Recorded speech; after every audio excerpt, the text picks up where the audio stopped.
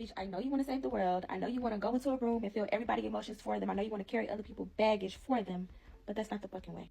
Now, I can't speak for all empaths, but I can speak for myself. I guess you could call me a highly empathic, highly sensitive person. I used to want to save the fucking world, and I still do have dreams of putting programs into the world where I'm helping the youth, and I do want to do that eventually. Lots of humanitarian things that I have, a lot of humanitarian dreams that I have. But one thing that I had to learn throughout this time of me being a highly empathic person, a highly sensitive person, and really navigating the world, figuring that shit out on my own because nobody really ever explained that shit to me. I had to learn that the healer bitch needs motherfucking healing themselves. And one thing that I did learn is that very early is that other people's energy drains me very quickly.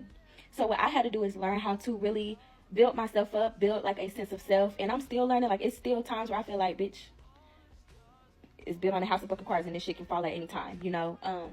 But what I really had to learn is that I always have to come into alignment with myself at all motherfucking times. No matter how off I feel, out of alignment that I feel, coming back to myself is the name of the fucking game when it comes to this empath shit. And one thing that I have learned is that me displaying my struggles and talking about my struggles and constantly just being vulnerable about the shit that I'm going through has helped other people. And that is what I feel that my main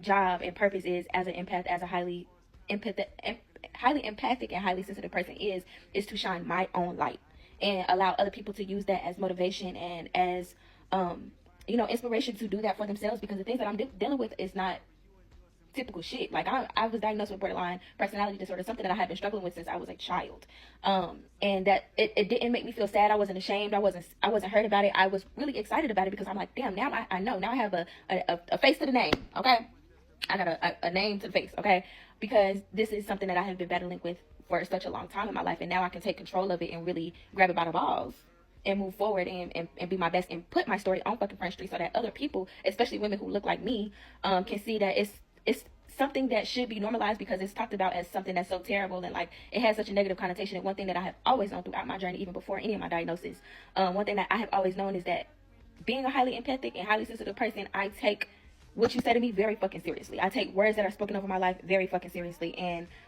one thing that nobody can ever tell me is that something is impossible. Nothing is impossible with the person that God made me to be. Nothing in this world is impossible for me to accomplish. And that's one thing that I really had to learn, is that my main purpose in this world as an empath, as a highly sensitive person, is to have my life together and keep myself on an aligned path and share that with other people so that they can be inspired to do what the fuck they got to do for their life and not try to carry other people on my back like I have tried to do in my life. That shit don't work. People can only help themselves as much as they want to help themselves. And I do still have those dreams of putting in placements and programs into the world, but even then, when those programs come about, it has to be for people that want change, not for people that's looking for somebody to coddle them, because I can't do that. That's not my ministry.